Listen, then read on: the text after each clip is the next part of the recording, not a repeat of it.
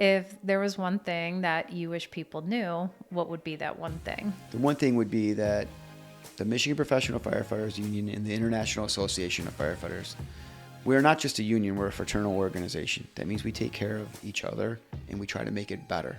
And by us trying to make it better for our members, we in turn are making it better for the residents and the visitors of every town that we serve. And to keep people safe. That's right. Every day. That's our goal. Welcome to the show. Today we have Matthew Sahr. Thank you so much for joining me today. You are the president of the Michigan Professional Firefighters Union, a union guy. I don't think I've talked to a union guy before, so this is going to be good, or a fire guy on the show. Really? So this is going to be a good educational segment for all of that, and it's just something.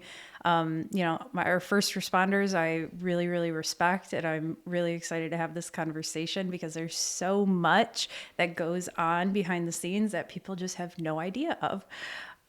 So if you would like, just introduce yourself and just tell me a little bit about the union. Okay. First of all, thank you, Anna, for having me. It's my honor to join you here. All the work you've done in Grand Blanc, I think that's really impressive. I've been following you on social media. So when you asked me to come on, I thought that's fantastic. So I really appreciate it. So my name is Matt Sahr, like you said. I'm president of the Michigan Professional Firefighters Union.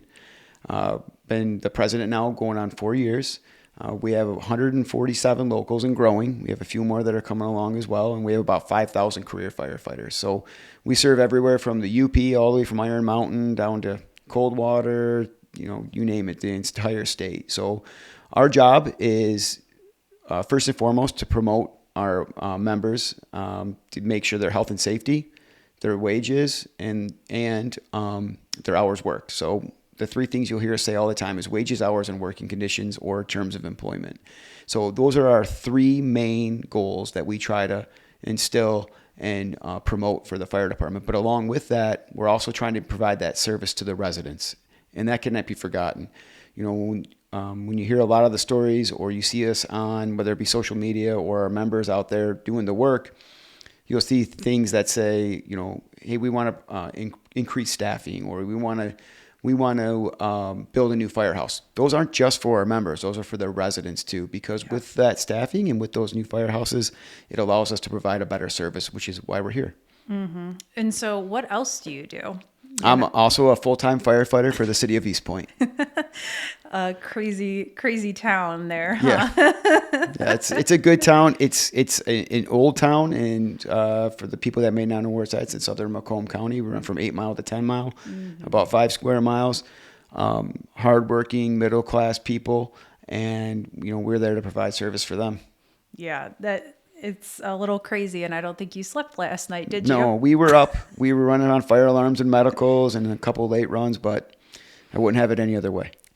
Okay, so let's talk about how we crossed paths. You kind of mentioned a little bit, but this whole Grand Blanc Township situation, I've been very vocal on social media. A lot of news outlets have picked it up.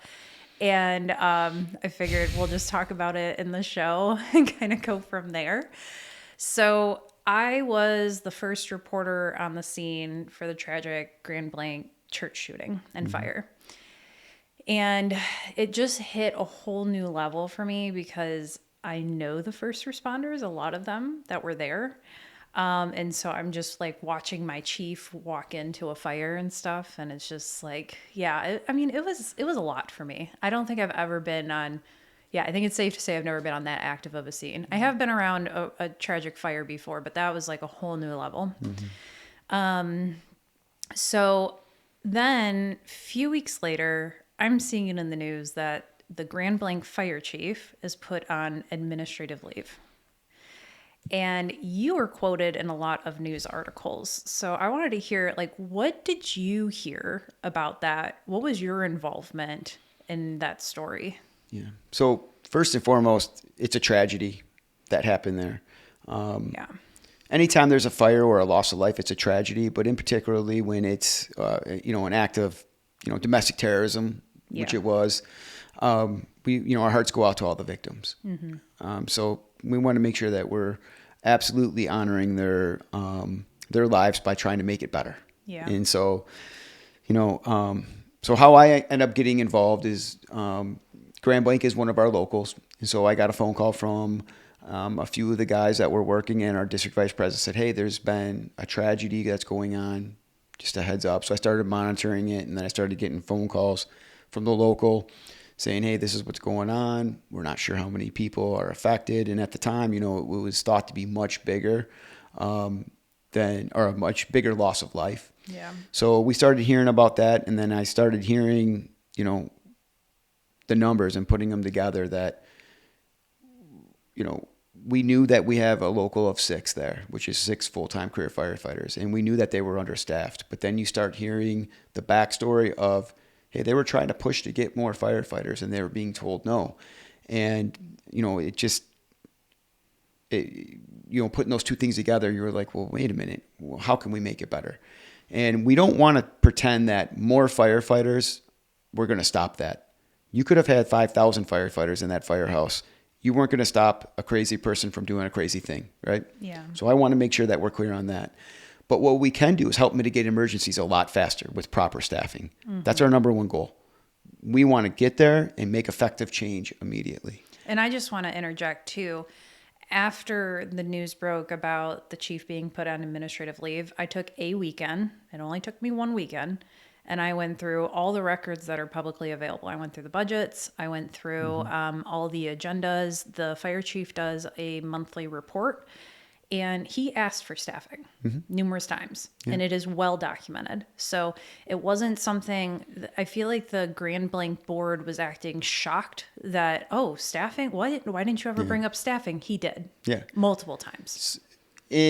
The chief did. The chief came, Jamie Gent's the chief's name. I think we all know who that is. Yeah. And Jamie Gent came from the city of Dearborn. So Dearborn has much better staffing than they have out here at Grand Blanc. So he kind of knew what he was getting into.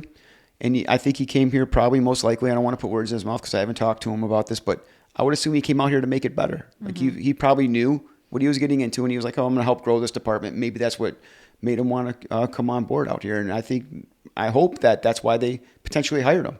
They knew what they were getting when they hired somebody from the city of Dearborn. Yeah. And so that's a good thing. But when my involvement started coming, when it was like, hey, we're going to suspend the fire chief, and why? And it's like, well, they're suspending the fire chief because supposedly, he didn't discipline the union president, because the union president did what he is supposed to be doing. He was acting on behalf of not only his members, but the residents he protects. And he started doing some political action with the board, saying, hey, we want to work with you to get more staffing. How do we do that?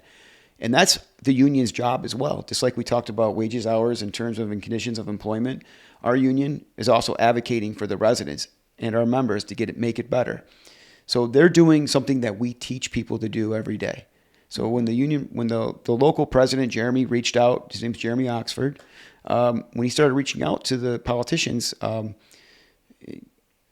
don't know how much detail we're going to get or not get into, but the city manager, superintendent. Township superintendent, did not like that. Yeah. And for people to understand, local government is set up a lot like federal government and stuff. So the board is the legislative branch. A lot of local governments don't even understand this. They don't understand their role in government. Yes. And the branches are supposed to balance each other. And the legislative branch, the board, sets the budget, sets policy. And then the executive branch, which is the superintendent, they're the unelected bureaucrats. They're the ones that are supposed to execute that budget, those policies. Yes. So for me, it was funny. I was just telling you about this, but I ran for office previously. And I knew I was running for village president, so an elected position in exactly the same thing. It's the legislative branch. And I knew that I would have a say in the budget and in policy. So what I started to do is I went to department, and I asked about operations. I asked, what do you guys need? I really started digging into the budget. I asked residents, what do you think? And I did all that back work to find out, okay, like if I'm in a position of power, I need to be educated to know what's going on. Like, how can I be in charge of a budget if I don't even know how the fire department runs, what their needs are? So I spent a lot of time at the fire department. I spent time at the police department. I even went to the sewer plant. Yeah. And if we had more candidates and more politicians that did what you did, our governments would run much better. And you're speaking to my heart when you said, talking about the legislative bodies and, the roles in government. There's a lot of city council members and township trustees that have the superintendent role or a city manager where they're not realizing, and I really believe this, and I'm not trying to short anybody, but they don't realize that, wait a minute, the city manager or the superintendent, they work for you, not the other way around. Exactly. They hire them, they set Yes. their pay, they approve the contract, they can fire them, all the things. And what happens is I hear it, even in I've heard it in East Point. I haven't heard it recently, but, and I hear it in all across the state. You'll hear, oh, well, the city manager said we can't. And you'll be talking to a city council member or a township trustee, or the superintendent said we can't. And I'm like, well, wait a minute. You tell them what you want. Now, they can give you recommendations to say this is what you should do. Yep. But you also are supposed to be able to go back to them and say, well, no, that's not what we want. Exactly. This is the direction. And if you're not going to do what we want you to do, then there's the door, in a polite way. Now, also superintendents and city managers have a role to fulfill, and they have to make hard choices, and they're paid to give good advice. Without talking disparagingly about, the Grand Blanc superintendent, I don't know. I mean, it's a city of 40,000 people, or, a township of 40,000 people with a $10 million budget for law enforcement and a $1 million budget for fire. $2 million. Or $2 million, I'm sorry, for fire. Yeah. And that was something, again, I learned so much going to department because I learned that the police department and the fire department are not very different. Like in my town, we have 2 officers at a time. We have 2 firefighters /paramedic at a time. Yep. And, they both have super high capital costs. I would argue that the fire department has more. We'll get to that later. But, they both need vehicles. They both are 24/7. Yep. So that was like one of the first things I thought of. A firefighter I know encouraged me to keep looking deeper into this story. They were like, keep going, kid. You got this. And I was like, okay, I know how to dig into this stuff. So I looked at the budget. And that was the first thing. I'm like, how does the police have 10 million and the fire too? It makes no sense to me. And let's not even, you can even look deeper into it. The fire department, I believe they're a 56-hour work week. So they're working 2,912 hours. And I don't know what the police work, but if they're on a regular 40-hour schedule, that's 2,080 hours. And they're probably making the same, or the fire department's making a little bit less. So that means they're working 900 more hours for the same or less pay. Yeah. And so if you want to talk about bang for your buck, that's great.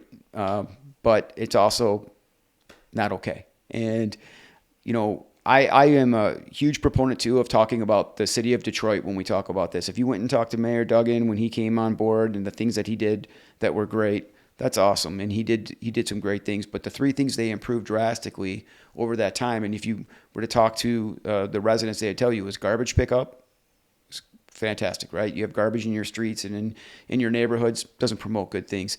But then it's police and fire. So it's like that 3-legged stool. Now, obviously, police and fire are much more important. But if any one of those 3-legged stools, that 3-legged stool fails, it falls over. Yeah. Because you need good police and fire. You have to have it. And along with garbage pickup is important too, because we want the clean streets. Obviously, I care more about the public service component of the police and fire. But and I particularly care about the fire service. So we're not trying to shortchange our brothers and sisters at law enforcement, but what we're trying to say is we're also important. Exactly. Yeah. And if you think about it, like, a lot of times, like if there's an accident, police and fire show up, so you guys often go to the same calls. Yeah. So, Grand Blanc happens. I hear the news that the chief is put on administrative leave. My first instinct is I'm going to do a FOIA request, a Freedom of Information Act request. I'm known for them. I do them all the time. So I did 3 different requests. The first one, I asked for all communication between the superintendent and the fire chief for all of this year, but he was hired in April. So we're really talking about like 6 months of records. And I also asked for all public records relating to the decision and subsequent action to put him on administrative leave. And I wasn't just shocked, but everyone was shocked when I received the bill. Yeah. And so I have to tell you this story. So I did 3 requests total. The last one I did was actually the first one they responded to. That one I asked for the superintendent's contract, which that homie gets like 11 weeks vacation, by the way. It makes me want to throw up. Yeah. And he gets $213,000 a year in pay. That's more than a U.S. senator. I think that's more than the governor makes. Yeah. Just to put it into perspective. And I asked for his pay schedule, and I also asked for all communication. I heard after the church incident, they hired a PR firm. So I was like, okay, I want all communication between the township and the PR firm. Mm-hmm. They denied that, saying that it was attorney-client privilege. I'm like, your PR firm is not your attorney. It's comical.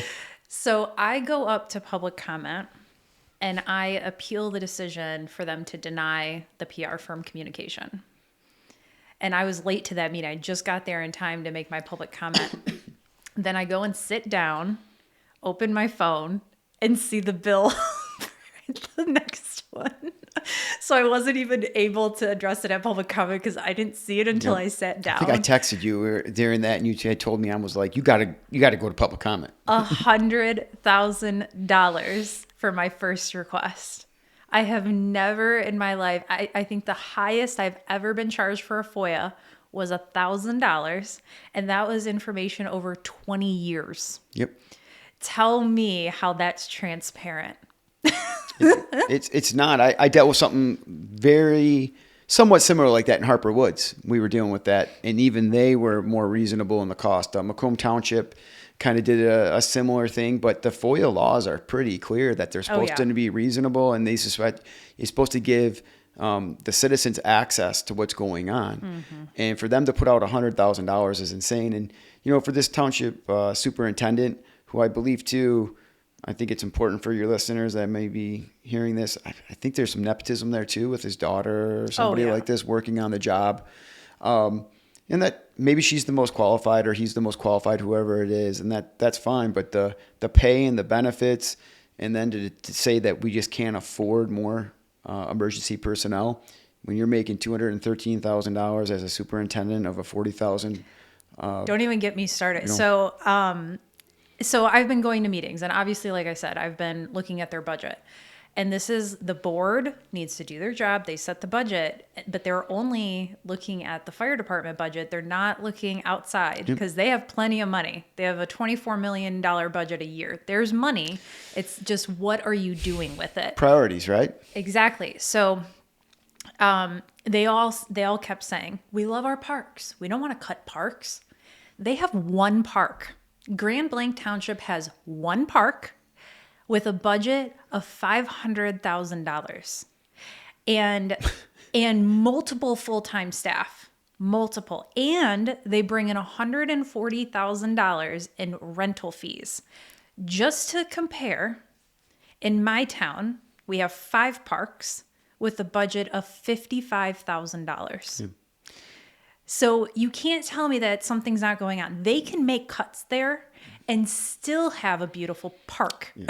I mean, so these are all examples over the last, probably, if we went back and my predecessors, we could probably find 50 more examples of this that I'm about to say. But recently I had Representative Denise Menser. She's out of Mount Clemens. We were doing a staffing bill. That's really important to us last session. And we were in committee. And she said, I will close every park before I lay off one of my firefighters. And she also they have the sheriff's department in Mount Clemens, and she was speaking highly of them as well. But to hear that, parks are important. Yeah, but who's protecting the parks? Yeah. What happens when something goes on there? That's okay. And, talk about priorities. We're prioritizing a park over your fire service, over your first responders, over the people that are going to be responding on the terrorism attacks at a church. Mm-hmm. Hey, no one expects it to happen. Nobody wants it to happen. But in today's day and age, we know it's going to happen again. I mean, within a 20-mile radius, we've had the Oxford school shooting. Now we have this. Is this a soft target that why maybe people are looking at smaller towns or they're getting ideas? I don't know. But the reality is it's so disgusting to hear that we're going to talk about parks, which are important. Everybody likes good parks. That creates a good community. But like you said, a $24 million budget, and we have $2 million, and we're putting on 2 firefighters a day. Yeah. That doesn't make sense. And what people need to understand too is that Grand Blanc has 2 fire departments. There are 34 square miles, 2 fire departments. One of them closes at night. That is a 911 situation, literally. You cannot, and it's at the very north end, so their whole north end is vulnerable.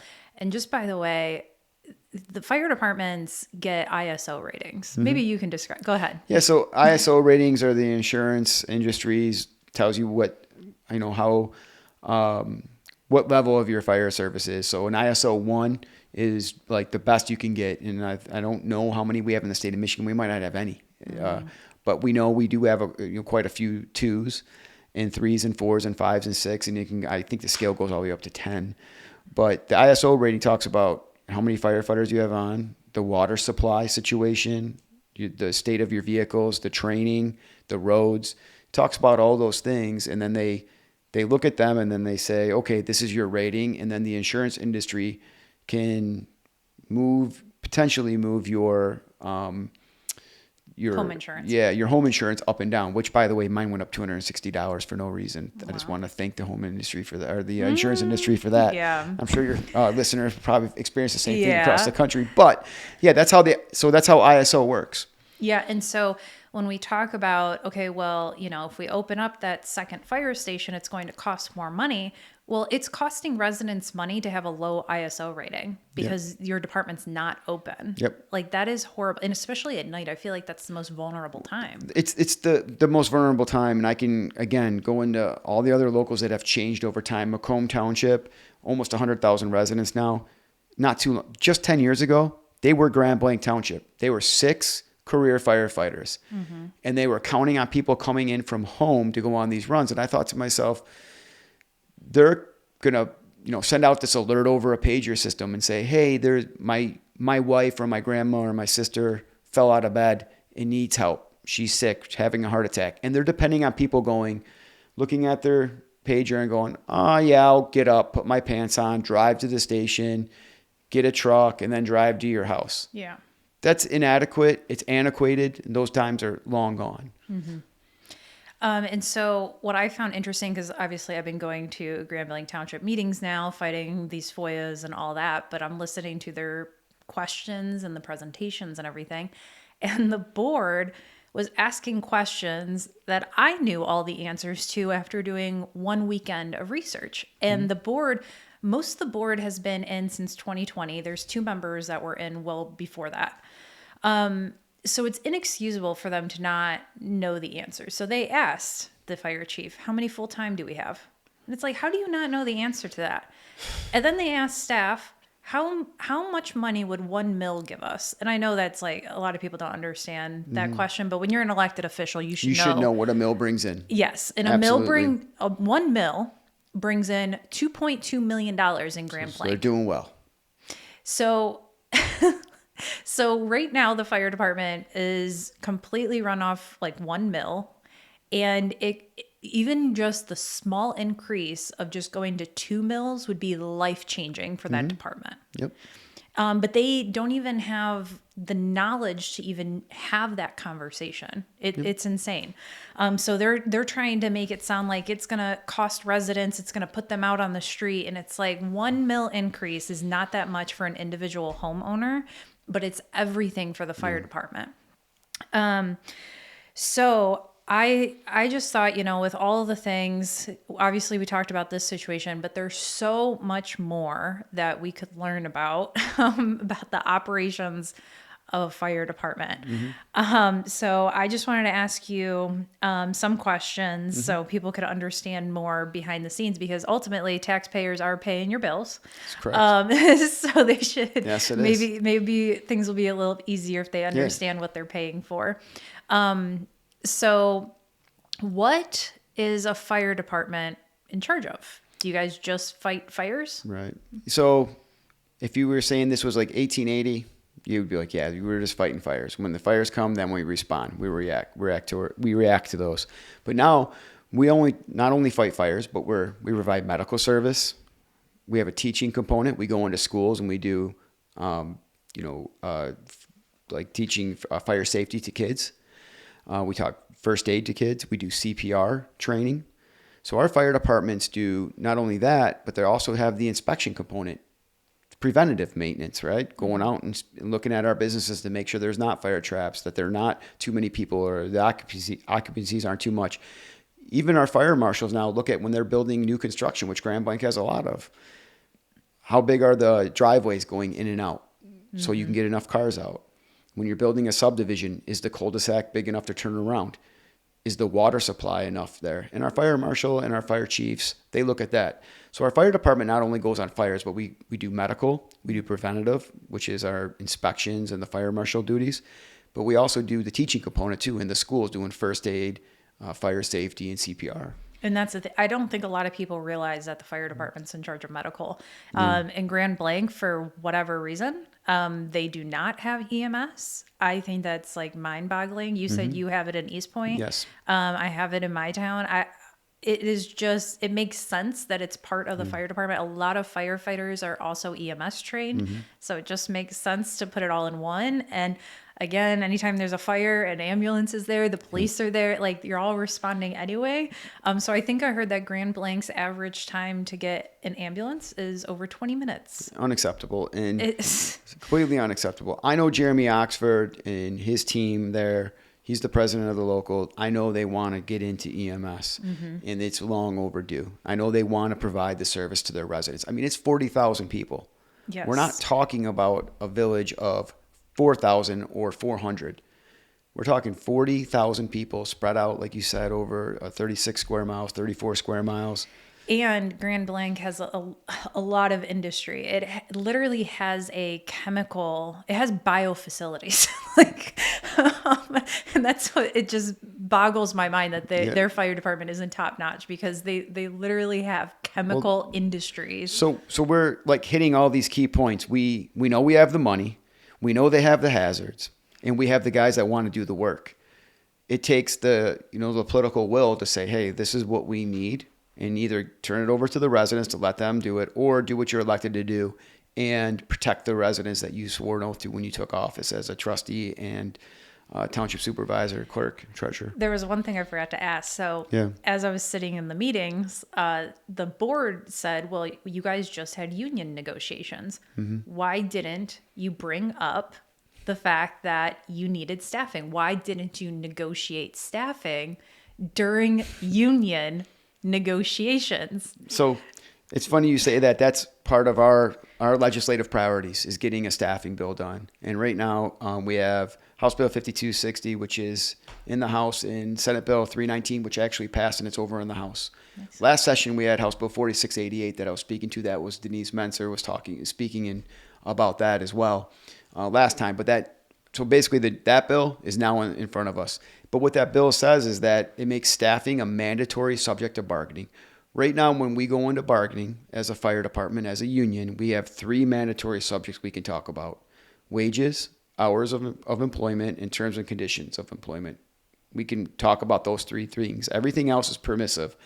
So when somebody came to them and said, why didn't you talk about staffing in negotiations? Because it's a permissive subject of bargaining. And I would be willing to bet that if they did bring up staffing, which Jeremy may have, they would have told them, we're not talking about that. We're not interested. That would be a minimum staffing clause in the contract that said, hey, there will be no less than X amount of firefighters on duty, or there should be no less than 3 people on every rig when it leaves the firehouse. Those are some common things that you will see out there. But without that bill, it's really just spinning your wheels. because one, they didn't have the money because they're so underfunded with, only having 1 mil essentially to fund them. They couldn't get there anyway. So to try to drop it back on them, it should have been like you did when you ran for office. Why do I only have 2 people? Why is the firehouse right down the street from me vacant at night? And now, since then, one trustee has actually gone to the fire department and talked to them. But that still leaves 6 others that have not talked to the fire department. So I thought that since it's permissible, maybe I misunderstood. So doesn't the township have to be the one to bring it up? So it's it's permissible. It's not a mandatory subject. So what happens is the township could bring it up, we could bring it up, but they don't have to hear it. They can just say no. I always say that's like the one thing that they can always do, because it's a permissive subject of bargaining, not permissible. It's permissive, which means you can talk about it if you want, but it doesn't have any teeth. It's not eligible to go to Public Act 312, which would mean Public Act 312 is our collective bargaining law, which says that if we can't agree, we'll have a third party make that decision for us. So PA 312 is really important to us, but we often don't use it. It's very rarely used. If it's used once a year during contract negotiations, that would be a lot. But it does have the teeth to say, hey, no, like in Grand Blanc. And to be entirely honest, and I say this to legislators all the time, so being on a podcast, I'm very comfortable saying this.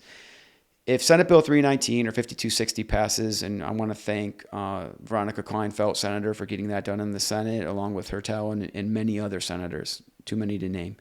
And Dave Preston's bill, Republican out of Gaylord, if it gets passed in the House. The reality is very few locals will be able to use this bill to increase their staffing.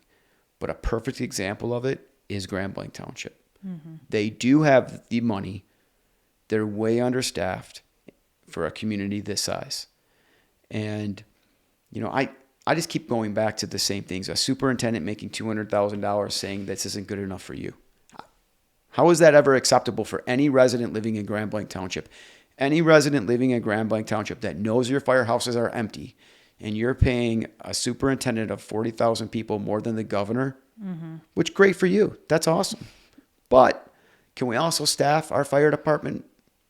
Yeah, I think people would rather pay for more firefighters than some bougie superintendent. I mean, this guy's doing it right.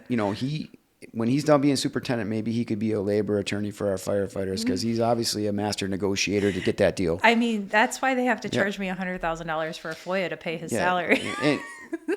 And I still can't get over that. And so you bring that up, and I mean, that's criminal. Oh, yeah. So, I mean, someone's going to end up, helping you get some Christmas gifts here in the future, because they're going to be paying for those, because that's not legal. Oh, it's not legal. So this episode is going to air on a Wednesday. So the day before is when they're going to make the decision on whether to approve or deny the appeal. And then when this episode airs, I will have the decision to make on what to do next. It's so interesting that somebody didn't read they're obviously thinking that, like a lot of communities are, that they're in a bubble and they're like, nobody's going to look in from the outside. Oh no, this is what it cost. Yeah.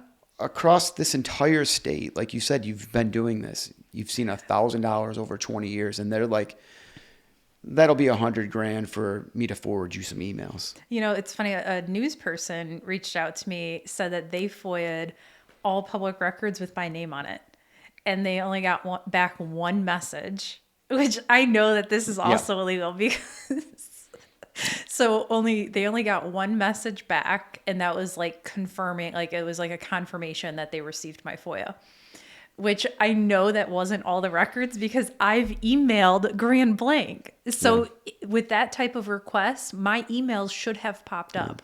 So now you're deliberately picking and choosing what records to release. And there's multiple laws that actually play in here. So yes, you have the Freedom of Information Act, but there's also, I think it's called the Public Records Act or something like that. So The state says that you are in charge of public records and that you, the clerk in the township, they're in charge of maintaining those records. So you can't be deleting records and stuff like that. Yeah. Like they can't even delete emails, even scam and stuff. Like they cannot delete those. Yep. It's all a public record. So if a township is deliberately deleting or hiding stuff, that brings in a whole nother law actually in place. And it's like, well, we could go on and on, Yeah. but it's astonishing that they would say 100,000 and nobody at the township office was like, I don't know if they think that, You know. like, I just don't know what I'm doing. They think that I'm some random person. I don't know if it's like my age, but I mean, they're going to find out. yeah, well, I mean, obviously the township board that approved the superintendent's contract thinks that he is well worth that $200,000. So he may have been giving them advice back saying this is what it costs. And they're just like, okay. And, they're going to find out. I'll just say this and we'll move on. But also, when they heard my FOIA appeal at the beginning of the meeting, they said, I want to move agenda item E into closed session. And that agenda item was to discuss my FOIA appeal. And they said, we're going to talk about that in closed session. You are not allowed to do that. The Open Meetings Act is very clear about what you can go in closed session for. And this is the same in all 50 states. There's a version. A lot of them are called Open Meetings Act, but every state has a version of this, basically saying that government is supposed to be open and transparent. Yeah. You can only go in closed session for very limited reasons. And talking about a FOIA appeal is not one of them. So they get to that part and they say it's because of attorney-client privilege. That's what they're going to go in closed session for. But there is a Michigan appeals case that says that you cannot hide behind attorney-client privilege. And I found out, I'll just say allegedly, I was told that Grand Blanc Township has now been CCing their attorney on every single email to try to hide it from FOIA, saying it's attorney-client privilege. Again, can't do that. And and what am I asking for? I'm asking for information about the fire department. You're not asking for anything crazy. Just send me the emails that Jamie Gent sent to the superintendent asking for staffing. There's probably 100 emails at most that you're going to get back, and they're not going to say anything. Exactly. I mean, they're just going to say, yeah, I wanted staffing, or I wanted to get a safer grant, or I wanted to make it better. And the superintendent saying, no, we can't do it this year, maybe next year. Or he said, no, pound sand. Who knows? But either way, to hide that, because it's a bad look for them. And I'm actually disappointed to hear that all these township trustees aren't going, what are we doing? Exactly. They're the ones that should have been requesting this information. Yeah, what are we doing here? Why are we stopping this? There's nothing to hide. We had a tragic incident here. Let's make it better. And so, it's bad. But we'll move on. Enough about Grand Blanc. But I wanted to ask you, so what is perfect staffing? How much staff should a department have in any town, whether it's rural or big? Like what's an ideal number? So the National Fire Protection Agency, NFPA, they have a rule called 1710. And 1710 gives you a staffing model, and it breaks down how many firefighters should be on a engine, a ladder truck, a rescue, ambulances. It breaks it all down, and then it equates back to a fire scene. So they try to have between 16 and 17 is the adequate number for a house fire, a regular house fire. Is that always, are we all able to do that? The answer, no, we're not. A lot of communities cannot afford to put 4 people on a fire truck. As a matter of fact, in the state of Michigan, we have the 2 cities that actually regularly, or 3 that regularly have 4 people on an engine, the entire state. We have the city of Grand Rapids, the city of Lansing, and the city of Detroit. Wow. And 2 of them take people off all the time because of low staffing numbers. So they move and maybe drop down to 3 for a while, then go back up to 4. So it's not regular that they're having this. So it is hard to get there.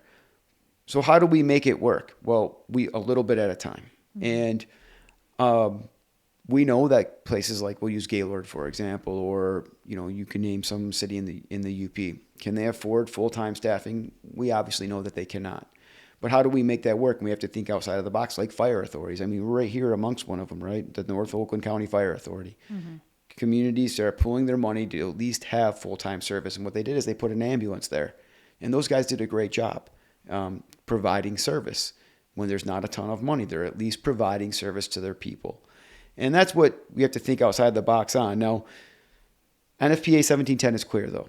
You have to get people on scene. And that was a joint study, by the way, between the union, management, and the insurance industry. Oh, wow. And when 1710 came out, it said that the amount of people on scene directly dictates better outcomes. Mm-hmm. And why the management liked it was less injuries, less fatigue on your people. The less people you have, and I tell my guys at work all the time, because we have this debate on how many people on an engine. So I'm no different. But if there's 4 people on Let me just do English for people. Yeah.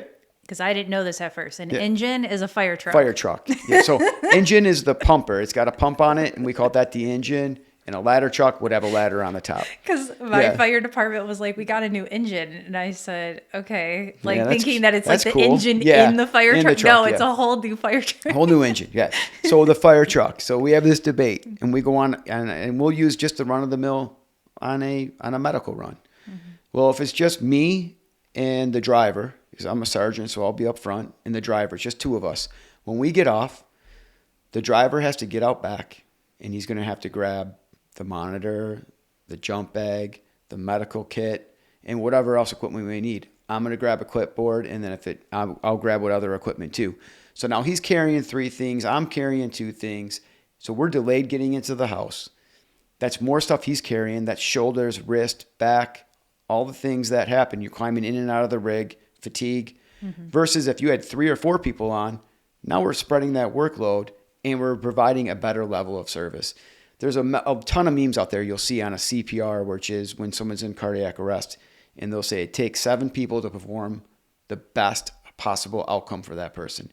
And you'll have an officer standing there with a clipboard talking to family, gathering medications. You'll have one guy just working, or girl working the monitor. You'll have one person doing drugs, one person starting an IV, one doing CPR or monitoring the CPR. Because everybody has a job. Mm-hmm. And every time you take one of those people away, you're overloading the other people with other things. Does it mean that we don't provide service? No, we're still there doing what we can. But is it optimum? No. So that's why staffing and NFPA is so important, especially on the fire side. But it does equate to the EMS side as well.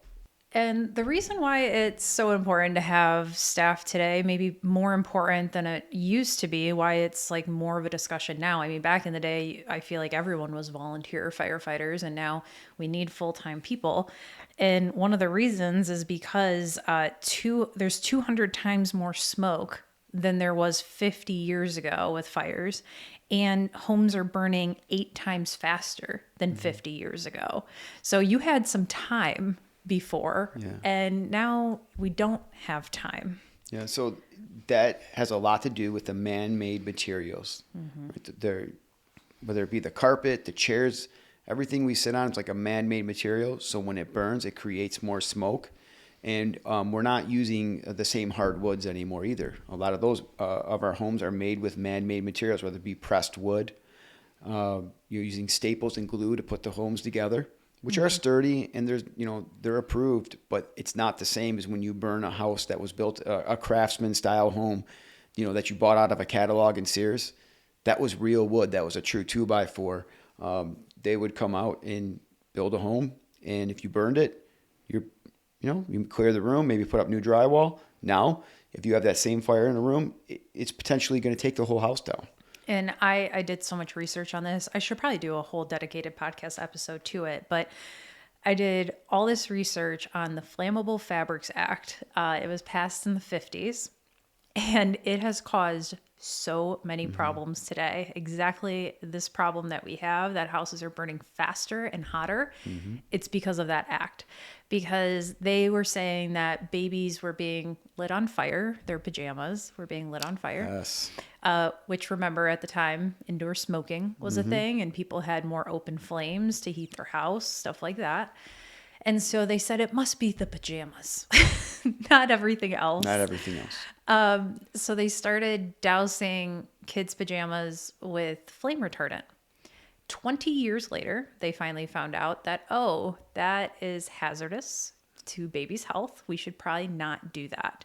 So what did they do? They switched to polyester because they believe polyester, the government believes to this day that polyester is flame resistant. Yeah. So that's why the polyester industry has seen this huge increase, and like 70% of all the clothes today are polyester. But the Flammable Fabrics Act didn't stop there. They said everything in the home needs to be protected. So your carpet, even my Christmas tree I just put up is doused in flame retardant. Your furniture, curtains, all of that is either doused with flame retardant or it's made with synthetic materials, typically polyester.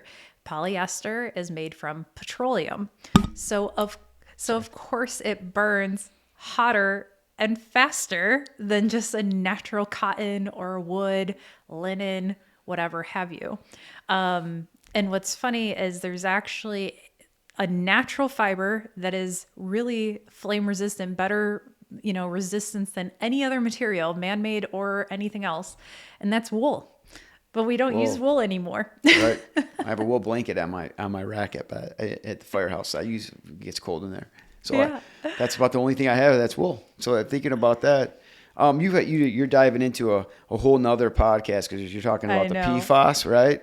Because that's what everything's getting doused in, and then the oil, petroleum and big oil and how they're kind of controlling some things there. So yeah. Yeah. So I mean, it just goes to because not only our houses doused with all that stuff, but your very gear that you wear. Yep. And that's something we're fighting for every day, is to get that out of our gear, the PFAS. I imagine that if we flip this chair over too, it would say, according to California law, it's been treated with a flame retardant. Mm-hmm. And California imports, look it up, but it's a high percentage of the furniture. Mm-hmm. So that means everything in America gets doused with it because it's coming through California and it can't be sold or go through there without it. So yeah, so the PFAS is another major issue that we're fighting for, and our International Association of Firefighters has made a big deal about that. Good. And change how they test our gear so they can get the PFAS out of it, because we believe there is a correlation between some of the cancers that our members are getting and the PFAS itself. So I asked my chief yesterday if I could mention I actually said I wouldn't say his name, but he said, say my name because people need to know about this. Mm-hmm. My fire chief, Chief Weil, is, he has skin cancer. Mm. And so he had to go in today for his second round to remove cancer on his ear. And it is most likely because of all the toxins that our firefighters are surrounded by all the time. And again, it's just so frustrating because firefighters could be wearing wool. It's naturally flame resistant. Yeah. So I hope, people really hear this and understand that we're putting our first responders in a very vulnerable situation.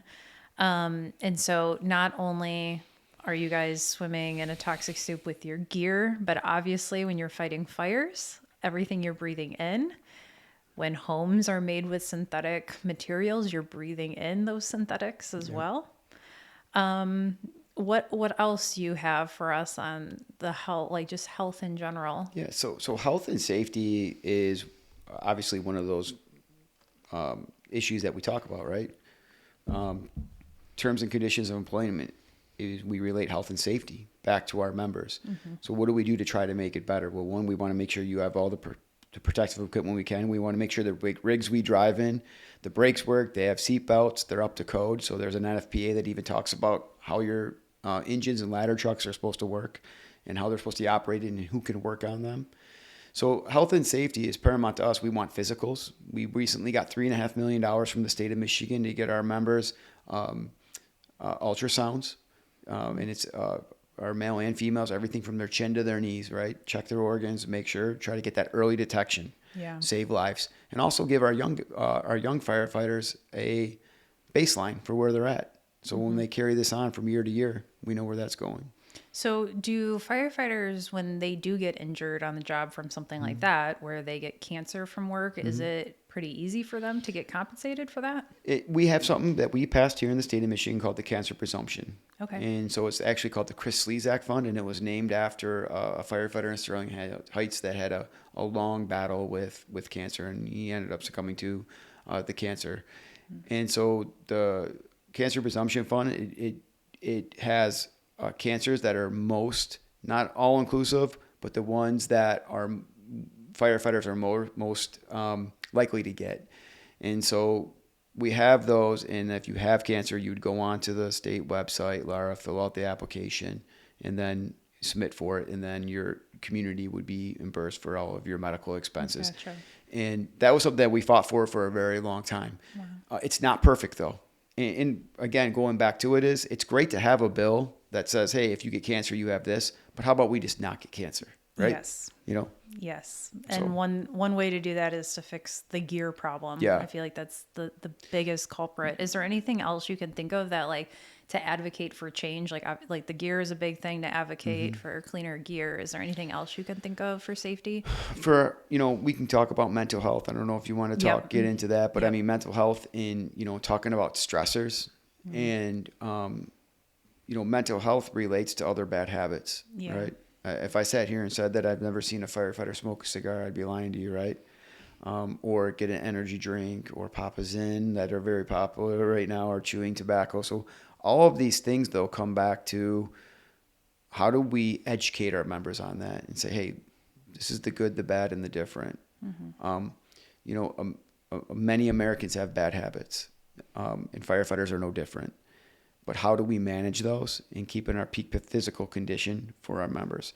There's something that we want to instill in everyone, and that is that you should have confidence when you call 911 that you're going to get the proper care, treatment, and we're not only going to stop a fire or put it out, but also try to protect your property, right? Because there's nothing worse than when someone's house burns down, and I believe this wholeheartedly. A house burns down, then the fire chief's on the news or in the newspaper saying, no injuries, nobody got hurt, so it was a good day.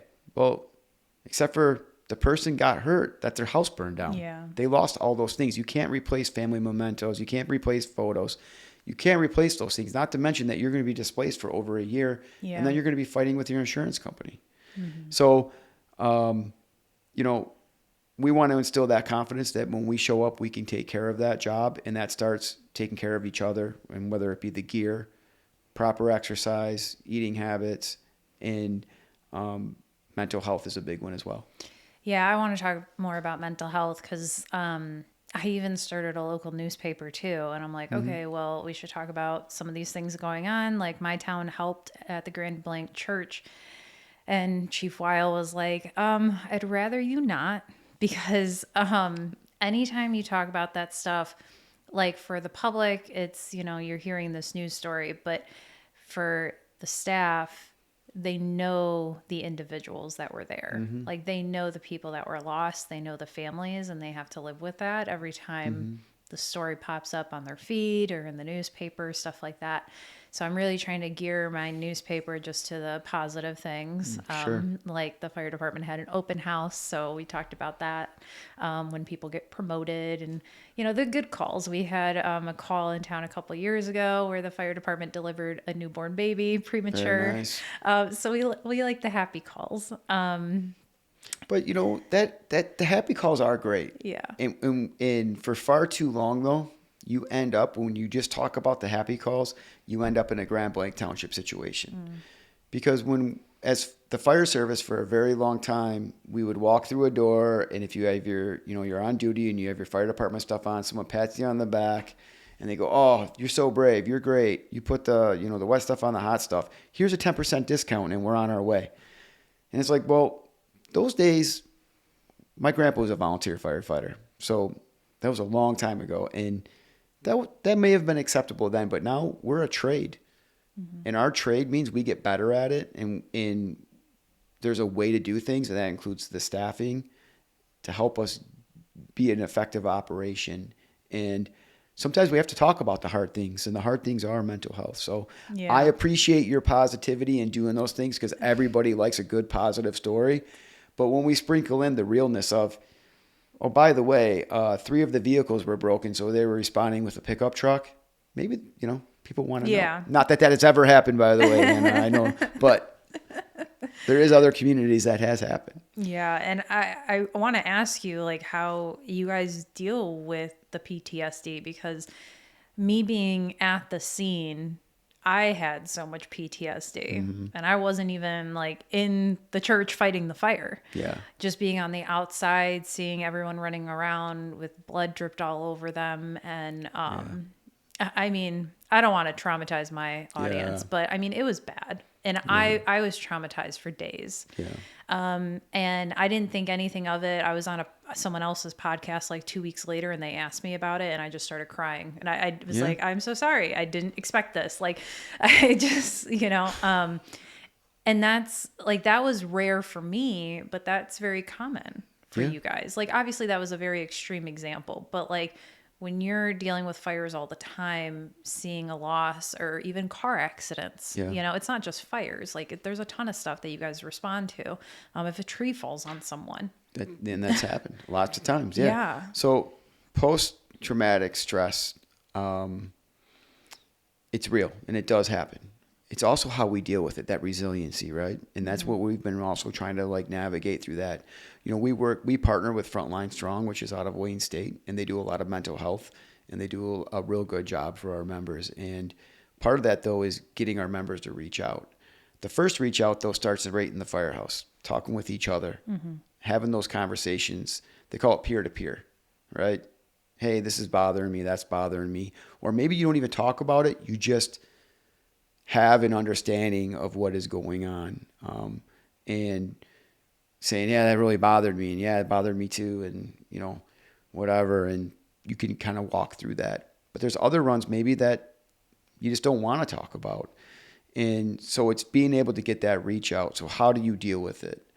And dealing with it, comes down to being entirely honest that you're not okay with it, and that not being okay with it means it bothered me enough that I need to talk to somebody and talk about my feelings.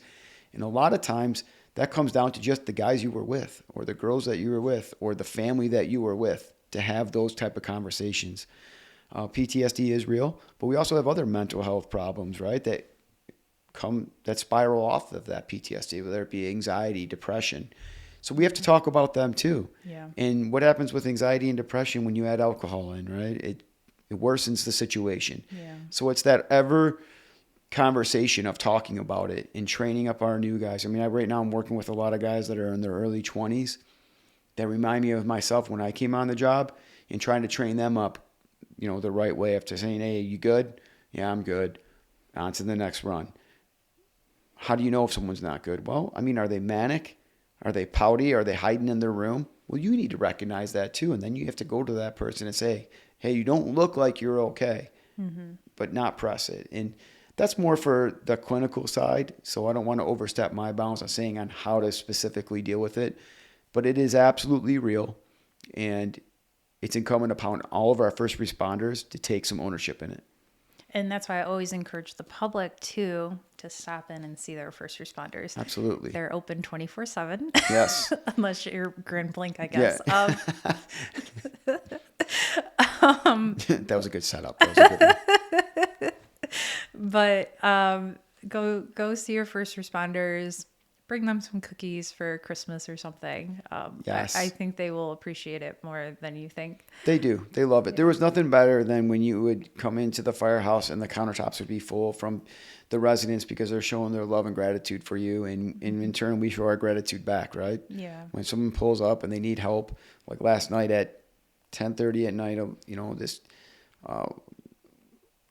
this woman showed up with her mom that was elderly, and she needed help with some type of, with a medical situation. And it didn't require an ambulance. It didn't require us, pulling a run for a medical. It just needed that 2 seconds of being kind. Mm-hmm. And, I watched one of the kids I was working with, I call him a kid because he's 24, but Rob gets out of the engine and goes over and helps her. He comes back in, I go, everything good? He's like, yeah, I took care of it. The lieutenant walks in and goes, hey, what's going on out there?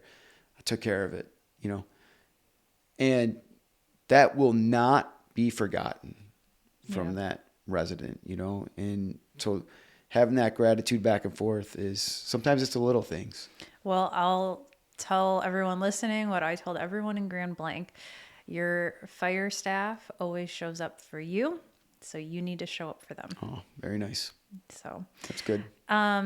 Real quick, I kind of went out of order of my agenda here. I typically do, but there's one other topic I want to hit before we close up, and that is the cost of running a fire department. We talked about staff, but there's another big thing in the room that we need to talk about, and that's all of your trucks, your engines, your ambulance. Yep. This is another deep dive I've done recently.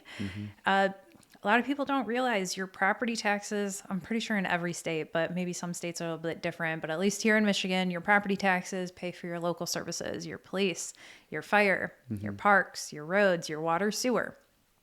And there's kind of like this big push to get rid of property taxes. And trust me, I'm for less taxes. But I don't think people realize that that is the most important tax because it pays for our most essential services. So maybe we can reorganize it in the future. That's a whole nother conversation. But a lot of people are seeing an increase in property taxes because of you. It's your fault, the fire department. But it's not really your fault. It's corporations that are skyrocketing the price of fire trucks and ambulances. Yeah. So go ahead and talk about that. Yeah, it's one of the passionate things I'm all about. It's called private equity roll up. Everybody knows private equity is buying any business they can. I mean, if you go to your dentist now, they're in storefronts instead of being their mom and pops because they bought out dentists, they bought out plumbers, electricians, and the private equity goes out and they buy companies. And then they source them together. So this is not in regards to fire trucks, but it's important to sell this, or not sell, but it's important for me to explain how this private equity affected me. So maybe to one of your listeners that doesn't understand. I had a hot water tank I had just installed. I had a company install, and it was the weekend of a holiday, and I couldn't get anybody to come out. So I started calling companies. So I remain nameless, but I called 3 different companies. And finally, one came out. They serviced it. They didn't actually do a really good job at all. They actually broke it, even worse. So they're like, oh, call us on Monday. So I call them on Monday. They didn't answer. But when I called them on Monday, the recording had a different companies on it. And I went, that's weird. So I called them back and I go, hey, did you know that when I call your company, it's giving your competitor's name? They go, oh, we use the same answering service. Well, come to find out, it clicked to me about private equity because what I know about the fire trucks, 5 of the major heating and cooling companies in southeastern Michigan are all owned by the same private equity firm. And I'm talking like reputable names where you see the family members doing these commercials. Yeah. They're all owned by the same company. So it's the illusion of choice. But I call the heating and cooling company and they give you how they're sourcing you and taking the money right out of your pocket and you don't know it is. You really don't have a choice. Mm-hmm. They might be $5 different, but they're all using the same parts, the same tanks, the same equipment, so they can shrink their cost and expand it and push it on to the consumer. And how that works for the fire truck industry is the private equity roll-up, and I will name the names, Pierce and KME, which turned into the Rev Group. KME is one of the fire trucks, but they own multiple ones. But it's really the Rev Group and the Pierce. They are these huge conglomerates that control the fire truck industry. So if you go back to 2000, one of the things that the fire chiefs and the union agree on, which is not very many sometimes, but we agree on, we are absolutely being taken advantage of. And when I say we, I mean the taxpayers. The taxpayers are paying in 10 years ago, a fire engine, which is the one, not a ladder truck on top, not a ladder on top, a fire engine was about $500,000. Today, that same engine, no different, just the upgraded model, is about $1.1 million. A ladder truck, and I know this because it happened in my department in 2019 when they put in for a ladder truck, it was about $1.1 million. That same ladder truck today is $2.3 million. And how long does it take? You put the order in. Yep. You put the order in. You need a fire truck. Your fire truck breaks today. The fire truck put the breaks order today. in. How long until you get it? 36 to 42 months is right now for a ladder truck, and about 36 months for an engine. And that's because they can do that. And not only did they not buy up all these different fire truck manufacturers, which we still do have some mom and pop ones here in Michigan. Mm-hmm. And I encourage the fire chiefs to go out and try to use those. What's one of them? I don't remember. It's the old Aaron's Fox, which I believe is called, I think it's Aaron's Fox, but there's a couple. Okay. And so look them up. But what they also did, the industry did, is they bought out the people that make the chassis. So even when you're not buying from one of the two big ones, you are buying from them. Yeah. And so all the prices went up because they control the components. And who's really getting screwed on that? The taxpayer. It's the taxpayer. And, I will give our general president, Ed Kelly, he's been all over this. He's went to Congress. He's testified on it at the national level. Mm-hmm. And they've hammered him. And we've shared that video over and over on our Michigan Professional Firefighters Union website. Yep. And because it is absolutely baloney that, the taxpayers are paying for them to make and to brag about, 150% profit over the year before. Yeah, I did a whole Substack on this going into detail, and I did all the math. I should have had it pulled up for this conversation. Yeah. But it's insane because literally in their annual reports, they say that we've made more profit. Yep.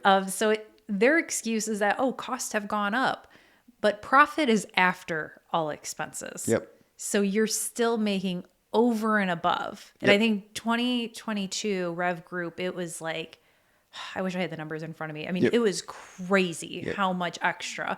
But it's like, short supply. No.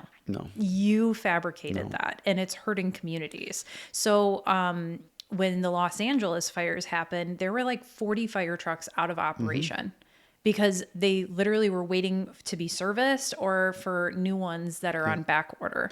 That's unacceptable. 100% unacceptable. And a backlog is good to private equity. Mm-hmm. They love that there's a backlog. That means more profit because, hey, you want to get moved to the front? Potentially we could, but it'll cost you more money.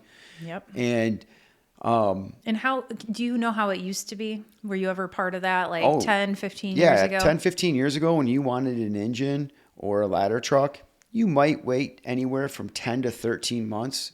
Mm-hmm. But that was max, and usually you could get it to you sooner. I mean, the mom and pops are still out there. There is one that's out of Ohio called Sutphin. That's another one. But they also had to raise their prices substantially, and now they have a backlog because they're also buying their components from this private equity firm because they have to. That's who has bought everything. And I'm not against profit. I'm not against capitalism. I think it's great. Mm-hmm. But I am against crime. And I believe this is insider. I don't know if it's insider trading, if that's the right word. I mean, I'm not smart enough for that, but it's something. This is what a lot of people don't understand. The government has to approve conglomerates.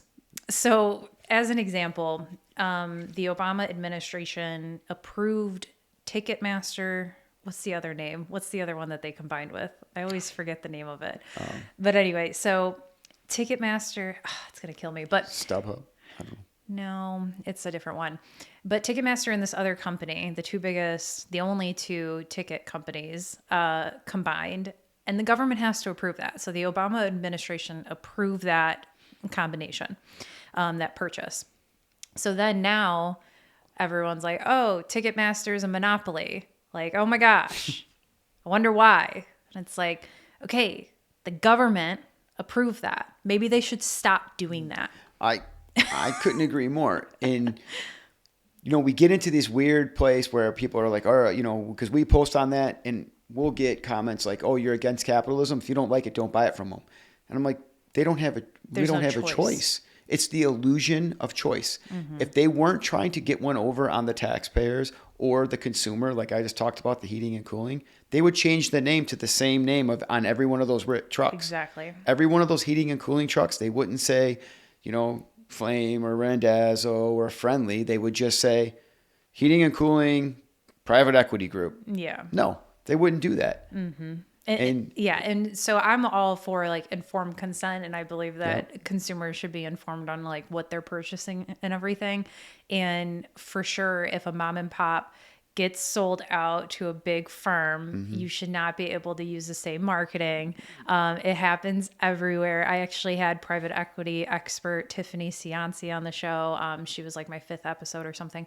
And she talked all about it where, yeah, it's exactly what you're describing. It's these little shops in town that you think are still family owned, but they are not. A lot of them are being bought out. And that's why the prices of everything are skyrocketing. I mean, it's really, a lot of people just chalked it up to like COVID inflation, but we're well beyond that. I agree, and it's absolutely horrible. My own dentist got bought out by private equity, so we left him because when you sat down in the chair, I'm not kidding you, he handed you like a menu. Oh my gosh. And he told me, don't worry about any of these. I have to give these to you because that's part of the company thing. So don't. But I have to show you this is what you could get. And I'm like, that's crazy. You know, and they're buying up all the single family homes and like, just it doesn't end. Well, I mean, it's conversations like this, though. I hope that other people they hear and they understand what's going on. And it's a sad state of affair that corporate America has taken over, not just these little things, but we're talking about our fire service. That's a backlog. They're hurting us, and I'm glad we're bringing attention to it. And I'm glad the U.S. senators, and I'm thankful for our international to be talking about that too. Ed Kelly and Frank Lima, our 2 principal officers at the IAFF, talking about it, along with myself and Terry Chesney here at the Michigan Professional Firefighters Union. We're going to not stop talking about it because we want change. And as a matter of fact, I had a conversation with the governor just a couple of weeks ago and filled her in on it, and she was like unaware of it. She said, "That's crazy." And I'm like, yeah, I think it's horrible. And I talked to Senator Anthony about it 6 months ago, and she said, we need to incentivize people to use the mom and pops here in Michigan. I said, I agree. How can we do that? Yeah, exactly. So when you see, a tax millage on the ballot for your fire department, just know that's probably why, because of private equity driving up the prices of everything. And, they're just looking out for your safety. They want to keep you safe. So let me ask, if there was one thing that you wish people knew, what would be that one thing? The one thing would be that the Michigan Professional Firefighters Union and the International Association of Firefighters, we're not just a union, we're a fraternal organization. That means we take care of each other and we try to make it better. And by us trying to make it better for our members, we in turn are making it better for the residents and the visitors of every town that we serve. And that's really important to us. We're not just out here trying to make it so our members have the most money they can make or they have the best equipment they can get. What we're trying to do is make it better by providing a level of service that everybody should have. And it's a slow burn. It's not every single day that we're going to be able to make these huge advancements. But ultimately, our goal is to make it better. And when we're making it better for our members, we're making it better for the people that we serve as well. And to keep people safe. That's right. Every day. That's our goal. So where can people find you or the union if they want more information? Where can people go? You can go. We're available we have a webpage, obviously. It's the Michigan Professional Firefighters Union. So it's mpffu.org. You can find us there. We also are available on Facebook and Instagram and TikTok. So we're trying to follow your lead because you're really good at it. So, but we are out there and we try to keep up as best as that we can. And we also have the IAFF.org, which is our international. And you can find information there about us. But the best place to look is right at home, at your own firefighters, at your own fire local. Every one of them are almost available on social media as well. And if you have a question, call and ask. For far too long, we've just accepted the fact that, we don't have enough staffing, or, hey, we're being outpaced by law enforcement. We are just as important to the people that we serve to keep you safe as much as it is to have a good law enforcement agency. Our fire departments protect not only you from fires, but medicals, and we also educate and we prevent. So we want to make sure that we're there to let you know that. Yeah. Well, I really appreciate this conversation. I've been very excited. The fire departments are just something I'm very passionate about. Awesome. I just taking time to really get to know so many firefighters. I'm like, wow, you guys just do all this because you want to. You could be doing anything else, but you are, wearing cancer causing, uniforms and going and breathing in fires, running into fires as people are running out, and you're choosing to do that. It's mind-boggling to me. So I thank you for your service, and I thank first responders everywhere. I'm going to try to take a Christmas break. We will see how that goes. So I might have one more episode before Christmas. I'm not sure. So check back in. All right. But if I don't have another episode, I will see you guys all in the new year. Thank you so much for coming on the show. Thanks, Anna. I appreciate it.